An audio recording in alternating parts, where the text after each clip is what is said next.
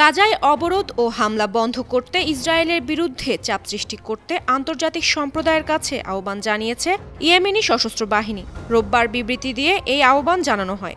আগ্রাসন বন্ধ না করলে ইসরায়েলের বিরুদ্ধে সামরিক অভিযান তীব্র করার ঘোষণা দিয়েছে তারা।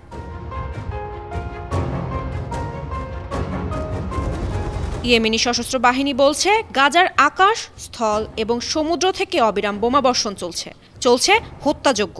এই পরিস্থিতি অগ্রহণযোগ্য। গাজায় চলমান কঠোর অবরোধের কারণে ক্ষুধা ও তৃষ্ণায় মানুষ মারা যাচ্ছে, যা ইতিহাসের সবচেয়ে ভয়াবহ গণহত্যা, পৃথিবীর জন্য একটি বড় কলঙ্ক।